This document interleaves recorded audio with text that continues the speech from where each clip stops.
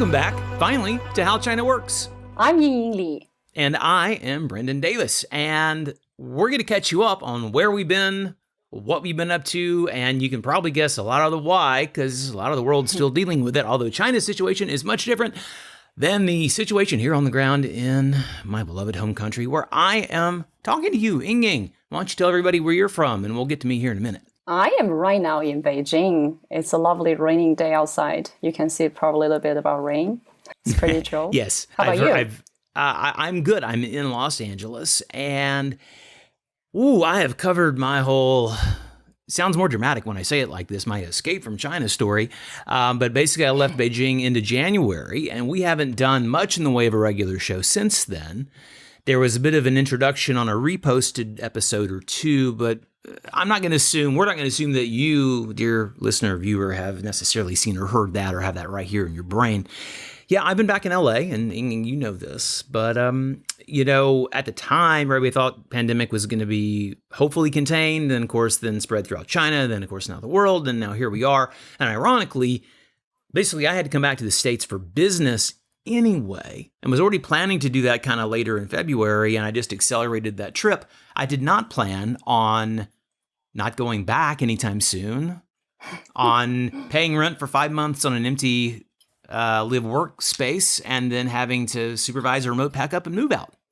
So sadly, although I have a bunch of stuff in Beijing, I no longer have a place in Beijing. I just have a lot of my stuff. But well, you're in Beijing. Beijing will miss you. Beijing will miss you. I will visit. I think when we are here, two of us represent most of the cases in the international business arena, right? Yeah. A lot of teams, lots of startups, cross-border teams are facing the similar issues. So what we are talking about here is trying to let's just basically discuss some of the issues that we are facing recently. Absolutely. When it comes to dealing with pandemic at this moment, after all, it's half past August already. It looks like a century for a lot of us right now. But what we are dealing here, and speaking of living right now in Beijing, and I would say pandemic is there, but people get chilled more and getting out, meet friends, having face-to-face meetings wearing a mask, and especially when you have to go to subway, you have to wear a mask. It's mandate. The other places not as strict as months ago, and I think Beijing has done a pretty good job in controlling the second wave. Literally in about 2 weeks or something. Even though there are probably occasionally cases here and there, but it's not that people get used to this kind of mold and try to find their personal or professional and find personal professional solutions in dealing with that. Right. And that's where I'm going to come to, like, if you ask me what's really going on, right? Yeah. And what's new here. And that's something that I'd like to share with our dear audience, because I miss our audience a lot, I would say, how China works. People probably have seen a lot of posts on our social media post and regarding China and the recovery from China's side. But they may also have a lot of questions. So especially I get lots of questions asked about, okay, how do Chinese young people dealing with this, right? Facing a very much uncertain world. I mean, globalized. Globally speaking, right? Yeah, I have a story. I know where you're going, so I'll let you go there. But before you get to your second point, as far as, when we talk about the students, I have a very personal story of a very good friend of mine that I can kind of anonymize and share. But please, I know what this is one of our big issues we want to talk about, is the impact on how, travel is obviously affecting all of us for business, personal, pleasure, etc. But students, it's such a crazy situation for all international students. But we're kind of talking about the U.S.-China corridor on this show. Among the most impacted, or most, the most affected by the pandemic, when it comes to Chinese going overseas, this is the foundation of our show, How China Works, right? Yeah. We want to help Chinese go global, while also building a bridge between China and the world, helping the world understand. So under this situation, people keep asking questions. That's the rising trend of going abroad for further education and business. Of course, right now under pandemic is facing huge challenges. But I'm sure like people like some Chinese young people and Chinese young entrepreneurs, and I see a lot of persistence in pursuing new solutions and new possibilities in this trend, because we still believe, I think people around me at least, still believe fundamentally the world is much more interconnected than we believe, even though what media says, okay, the doors are closing, and visionary people will always find a way. Yeah. So we find entrepreneurs and even students who have the plans this year start to find, I wouldn't say replaceable solutions, but they are trying to get their needs met. For example, I do hear there is one notable trend coming up in China. That is younger generation, probably in their 1820s. They're actively seeking for their solutions. They used to follow what the agencies telling them. This is the way, step 1, 2, 3, to get to your dreamed school in the United States or Europe, right? But now, seems that they turn to ask themselves more, what do I want? Yeah. What can I do? Right? I think in some way it causes a positive effect on the reflections on growth, inner growth. If I can jump in here, that's perfectly sets up the thing that I wanted to share, which was that my very good friend of mine, who was one of my former colleagues there in Beijing at my old film company, is in grad school here now in her second year of getting an MFA in filmmaking at Loyola Marymount, which is a great school. And of course, filmmaking, well, how do you continue with school? It's one thing to think of, homeschooling, study from home, which is our reality here, especially LA, because, California. In her case, your natural instinct is think, wow, how do you do a film? I mean, film studies, sure. You're reading, you're watching films, maybe online discussions, no problem. Film studies, you could do that from home. But filmmaking, how do you do that? Point? Well, how do you do that? Yeah. What's the point of living in the U.S.? Well, see, that's the thing. That's the thing. And initially, the reason I bring it up is because initially, that first couple, 3 months, it was like, oh my gosh, what do I do? Because she was heading into a semester, because some semesters are heavy, like, I guess, kind of like classroom. And then some are heavy, like out in the world shooting stuff, doing stuff, traveling around. Obviously can't do that now. So basically, initially, there was like, oh my gosh, what do I do? She had a ticket to go back to China. It got canceled by China. She's Chinese. It got canceled by China because, it's geopolitical reality with travel. Then the school figured out, okay, guess what? We're going to shift some stuff around. We're going to move some of the practical stuff farther down the schedule.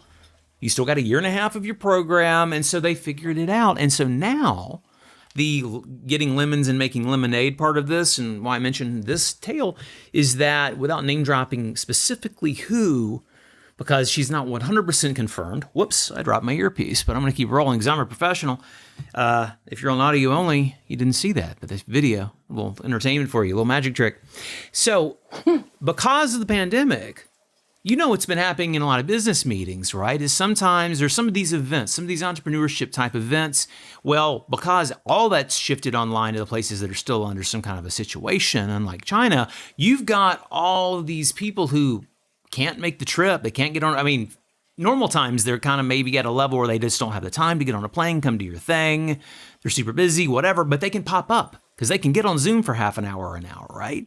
So you're getting people you'd never get to show up for these virtual events, which is really cool. So this semester, she's got one notable producer who I think is, I'm just going to say that it's a female producer, and I'm going to say that she's probably one of the top 25 or 30 most successful in terms of profit producers on planet Earth.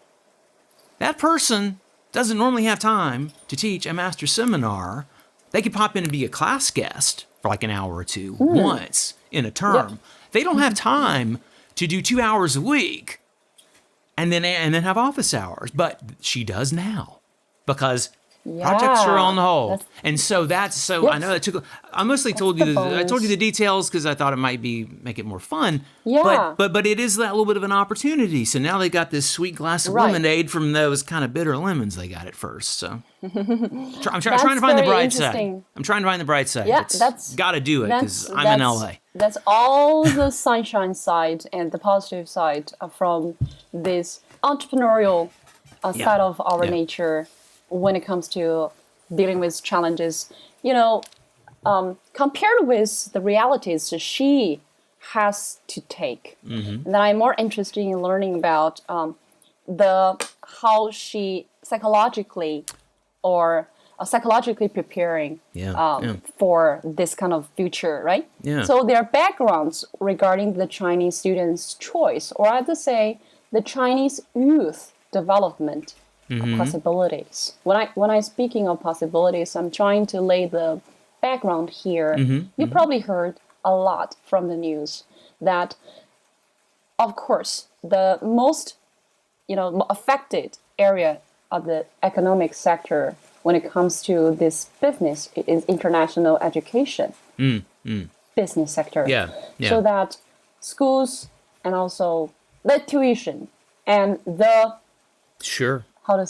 the economic loss from the both sides, I would say, it's not just for the university, but also for the agencies in China who actually live on this industry. Especially those are people are returnees from overseas, and they are actually working on this. And the number is one thing, but also there's more higher psychological factors they have to deal with. For example, I think the Chinese students who prepare to go overseas are facing tremendous pressure in two ways. I list in mainly two ways. First, about the misunderstanding about the meaning and the value about their international identity when it comes to pursuing a study of further development or a career overseas from the China side.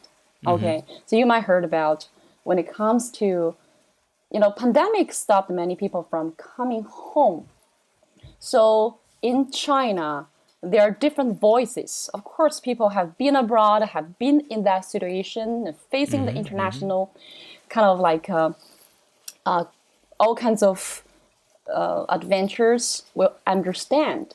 But we talk about this on our show in China. There are only 1/13 of population who has been abroad. I told you about that, right? 1/13, you say. It's it's like 100 million people, for example. Yeah. The passport. And I think I don't know how. I don't know the. I'm guessing because Americans can easily travel to foreign countries that technically are right next door, like the Bahamas or Bermuda or someplace, in normal times, or Canada or Mexico normally. It's so easy, and you used to be able to do some of those with just a U.S. driver's license, not even a passport. So that our number is probably technically higher, but I do know that I think the number of current U.S. passport holders is less than 5% of the population. I mean, I think it's Google could tell this quickly, but it's Baidu, but it's I think it's like 3 to 4% of the population here that has a passport, like a valid passport. Yeah, I think and what I'm trying to point out here is about the responses from the media and the Chinese netizen overall. I mean, a majority of us, there are voices. There are some very strong voices for treating the international, the dilemma of coming back home or staying abroad under this pandemic time. I mean, if you are one of those people may have to make that kind of choices, you're facing tremendous pressure, and we have to understand that. Some of the stories. I've had a lot of conversations. I see it on my WeChat. All my friends like from there, former students who are Chinese, business friends. I think psychologically there is a need to be understood among these groups. Those are the people who we call cross-cultural talent or cross-cultural bridge builders, because in the future, when the world turns to be a more geopolitically unfriendly when it comes to facing the international relations, when it comes to all the nation has to do the economy and everything right, there must be professionals or people between these, the matchmaker or bridge builders. Totally. To be able to, at this, it's more meaningful and valuable at this point from my point of view. Yeah. The responsibility, the role, and the psychological being, right? Sure. I apologize. Just so people know, sometimes there's a small delay, so I'm not trying to interrupt Yingying. It's just sometimes it sounds like there's a pause, and I'm wanting to say something, but then all of a sudden it catches up, and then I hear, I'm like, oh, I'm sorry. So apologies to you and to. This is the new normal. This is the new normal. We deal with it. Everybody's used to it now, right? I mean, some of my very favorite shows where they used to. Yeah, it's a sidebar, but so, again, we're used to it now here. We're used to, again, on the news, the panel is now a panel of people, and it used to just be Zoom, and now they have their own, people have improved their home thing, like mine is decent, there's a light, whatever. But to your point, though, how are people dealing with it? I mean, you identify the problem, but let's talk about, what are some of the things, let's talk about some of the solutions, because I don't want to just kind of drop, highlights and not cover anything. What are some of the things you're looking at? I think maybe people like us, people like who are the listeners, could do something to make the public understand or relearn about this group, Chinese overseas students.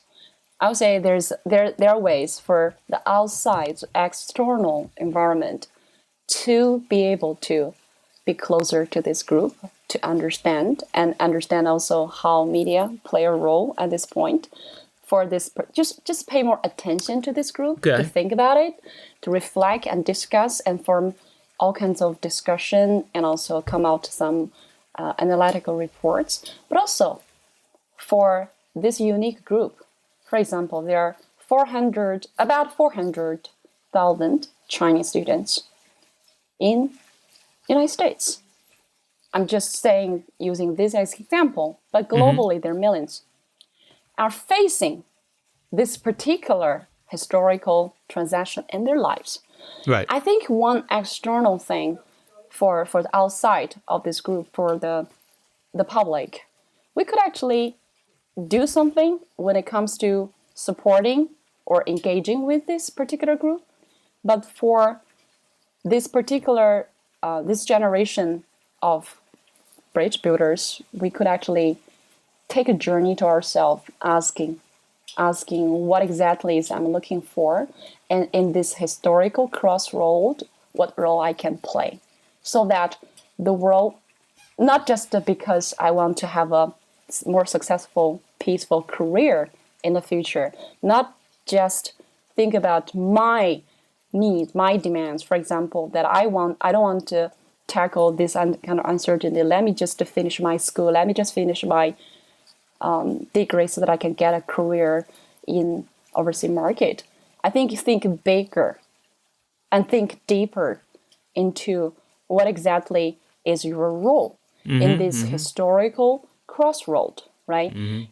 Either from the horizontal way, think about the field of work and the people you can connect, east and west, north and south, this kind of different fields of people for better engagement, but also think about historically and think, put yourself in the center and think about from 1,000 years back and a century ago, there are people who also facing the historical transaction when it comes to taking their career and taking their further development globally, right? What do they do? So that's the thing that I encourage the people around me, especially recently there's some, graduates facing this particular challenge, even though they're out in it's the world pretty right normal. now, fresh, and they, if you ask them 9 months ago, they were all like, "I'm gonna do this, I'm gonna do that," and now they're like, "What am I gonna do? What am I gonna do?" And especially, you think about the situation, the very, very, very real, very real life choices.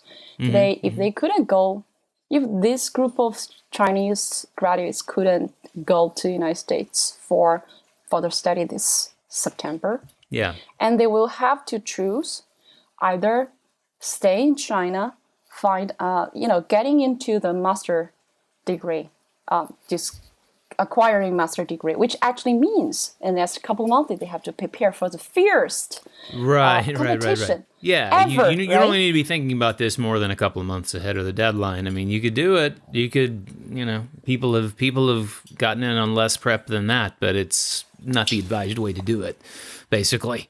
But a lot of people, are. Look, let me circle back to this. I mean, basically, the dilemma that you're talking about of identity, and self, and with these students who they had a plan, they had a vision for their future. Here's how I'm going to start it, and they busted their butt their whole life, and they're at this certain point, and some of them are already here or there, or someplace, Australia, whatever. They're off, they're in it, like my friend here.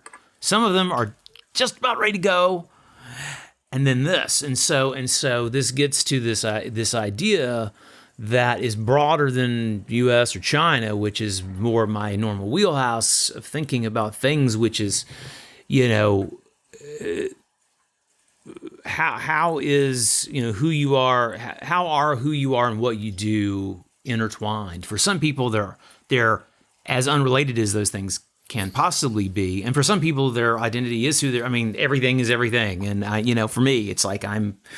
There's not a separation. I mean, if I'm awake, I'm kind of working because my brain's open and I'm open to that thought or the thing I got to do or that idea to fix the problem that I was working on when I went to bed.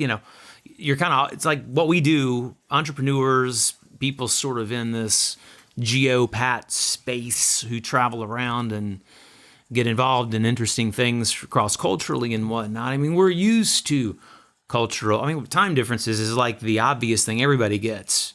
But then imagine that the cultural stuff, as we've learned and explored over, 150 something episodes of the show, that cultural stuff makes all the difference. Well, this brings us to the third act of our show, which is where we're kind of wrapping it up, and we're going to leave you pretty soon. But we want to briefly talk about what's next a bit with us in the show, and I'll tick off a few things kind of that are more on the personal and professional tip because they relate to what we're doing in the show. So me saying my little bit will kind of set this up. So first of all, personally, if you're watching this on video, Yingying, Yingying and I stay in touch. We talk, we see each other. We're friends on all the places. So we see posts. So she's been seeing me, but if you haven't seen the show in a while, and whether you're looking at the video right now or whether you're seeing the thumbnail and you've seen this before, I look different, right? You lost a whole bunch of weight. I did the calculation right before the call because I'm like, what percentage of my weight did I lose? I had gotten way heavier than I'd like to admit over there, and I started thinking everything in terms of pounds instead of kilograms, but I can still remember the kgs. I know the kgs pretty darn well. I had gotten up to an unbelievable 305 pounds.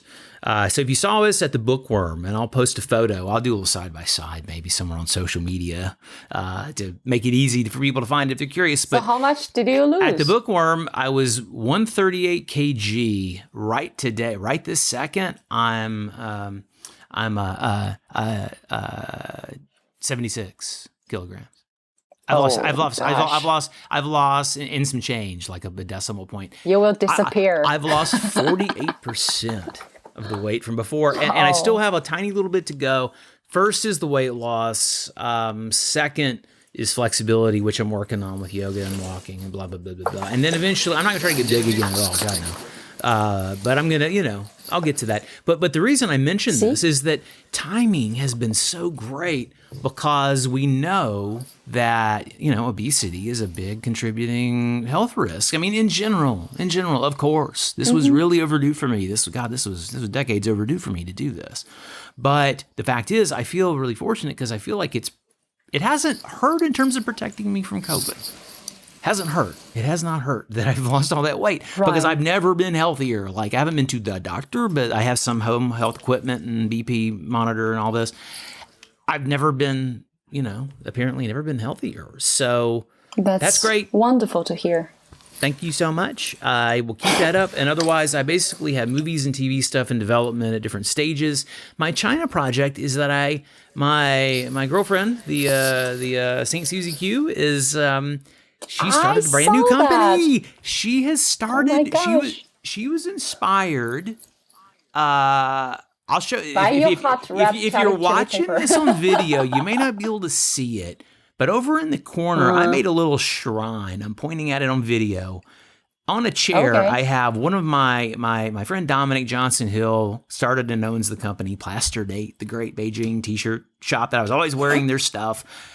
I kind of did a little scene back here, a little homesick China scene on a stool. I've got a Plaster Date shirt and a hoodie, and I have my Crazy Hot hat. Crazy Hot, it's really hard, it's dark, it's kind of hard to see. Crazy Hot is this feature documentary about ultra hot peppers that Yingying saw me in some of the late stages of the editing. I co-wrote it, produced it, and cut it. 5 years and change in the making. It's available worldwide on Vimeo, on demand, Amazon, Prime, things like that. We're coming to a Chinese streamer hopefully soon. I'm working on hopefully going to get a deal soon to have the subtitled version, fully subtitled in Chinese version. Susie was inspired and created Fire Mountain Hot Sauce. I can't quite pronounce the Chinese name properly yet, but it basically means like hardcore hot sauce or something really cool in Chinese. But yeah, so it's the best imported hot sauces. And so I'm producing and directing all of our video content remotely. So we just did a big shoot last week and I'm in the middle of that edit.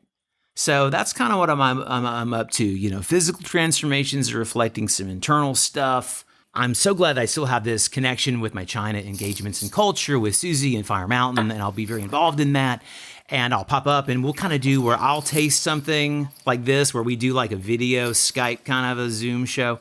But speaking of Chinese history culture, besides China, you are working on something super, super cool. I'm not going to spoil it, but I'm excited for you to tell everybody about it because I want to see it. Please tell us what's happening with it, where it is. Well, this idea has been with me over 2 years. It's just, I have to say, I'm thankful to the pandemic that it brought to me this motivation and inspiration, most importantly, about getting it done. And what is that? I'm actually making a list of the names and archives, of course, I'm trying to make it all kinds of documents and as a foundation of sorting out the people, either Chinese or non-Chinese, throughout history, from ancient China until now, 2020. Like, what are the names? I mean, names that represent lots of things, right? When it comes to the whole spirit and the stories, examples, and their principle, what principle they follow. So from Zhang Qian, people who are familiar with Chinese history would know that he was one of the first in Chinese history who opened ancient China, opened Han to the world, to the western part of China, and that's the ancient. Basically, he's the one who connect the Chinese kingdom with the western part of China at the time. Right. Yeah, early, explorer, adventure, traveler. But most people do not actually know the meaning he laid out from that time until now. Well, tell me. I mean, I'm a big dummy, so tell me. Or are you going to tell us when you're ready? You're going to tell us when you get there, kind of thing. You'll tell us when you're ready. I prefer the latter, but anyway. Okay. We'll do that. We'll do that. I'll wait. I'll be patient. There's a lot of people. I'll be patient. But history, we can zoom in. Yeah. Right. To be in over 150 years ago, right. There was the first Chinese student who studied in the United States, Ron Hong. We talked about in our show previously, and there's a lot of historical figures like him, throughout history and in recent Chinese history as well, and even like 40, 50 years ago, right, or 40, 30 years ago, when China just opened up, and it was Deng Xiaoping, and it was those, there's also Li Zhengdao, who also helped Chinese students to study abroad. And okay, that's familiar. Yeah, I think we talked about that. To promote like cross-cultural communication among the general public instead of just like official diplomatic relations. I would say the people making ties. They are saving lives. Even there's also Chinese diplomats actually who saved over 1,000 Jews actually in recent history. Yeah. Who actually done tremendous of things, but media are not actually working on. Yeah, people don't really know the story. People outside China, or for instance, the Jewish community, don't really know about like Kaifeng and some of those pretty important stories, Right, but the point I want to make is not just make a list of names, but I think it's most important, and people need to realize their patterns. Their ways, their approaches throughout history. Those people, those amazing cross-cultural missionaries, cross-cultural bridges are the main thing. Principles they follow and amazing approaches that they have done. And we, as today, we can do that too. Yeah, I mean, kind of walking on the stones they laid for us a bit. I was suggesting even... For example, for the Chinese students who planned or have been overseas, I'm in this particular group. The same thing for the American students, for foreign students in China, and the people with that historical opportunities to be able to live and work and study in a different culture. Why not follow? I mean, there's amazing examples. For example, if we're seeing 100 historical figures, including the modern ones in front of us, learn their stories, we'll be amazed about how brave and how mission-driven and how creative they are. Well, this making not they're just life fulfilled, but also the impact for thousands of years for your generations after generations. So I feel that's something really, really awake me every single day. Well, Yingying, that sounds really interesting. And it's obviously, if you want to do these deep dives on 100 notable people, it's going to take a minute. But I'm sure you'll let us know when it's ready to share. Yes, I'm sure you won't keep it a secret. Yeah, and I'm actually inviting listeners and people around the world help me. Okay. To help me, is this like an open source, like helping Ying do this ambitious project? I feel this like is good. I like this. It's more meaningful, interesting. If, for example, I share posts on LinkedIn and my social media from time to time about this kind of type of content, as people who, some of the listeners may follow my LinkedIn post like daily. You find out that I frequently share some of the interesting material stories about the people who made that you've been impact. sharing a lot of this stuff. And surprisingly, I found the engagement is phenomenal. Among all the posts that I shared, I literally find people from either Western sphere or the Eastern part from the Chinese side. They are quite interested in this, and they engage and share their comments. And I really appreciate. That's why I think it's more meaningful that people can participate in this together. I think that sounds awesome.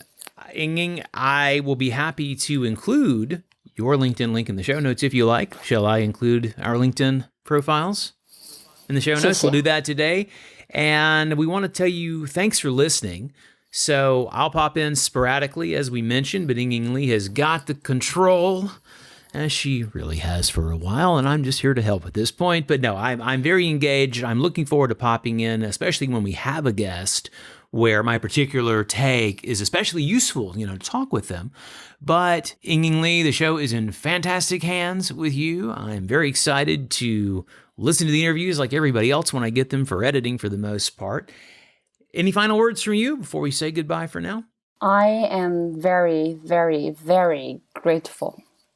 That's all I want to say at this moment. And I am very grateful for everything, for you, and also for our audience participation for the last 2 years with us. And I don't want to waste this gratefulness. Yeah. I think I want to even do more to engage and talk. Even I probably will go offline a little bit more and connecting with people in and outside of China maybe. And I would try my best to do face-to-face and engaging with the people, because the feeling is different. I know how difficult pandemic has caused for face-to-face in all kinds of engagement, but I have my way. Sure. You're there. You'll figure it out, and you can mask it up or socially distance. So, dear listener, thank you again for watching and or listening to this. We will be back. We're not going to put ourselves on a super strict schedule because it's going to kind of depend on when there's a good interview. But that's like many shows have sort of loosened up a bit during this time. But I will include, as I mentioned in the show notes, I will include our LinkedIn profiles. And so if you're one of these people who responds, Ying has been posting some really interesting stuff on her LinkedIn page. And you can engage with that there. And if you would like to help her with this project, contact her there. Don't forget that you can always visit our website, howchinaworkspodcast.com. That's the home for all things How China Works.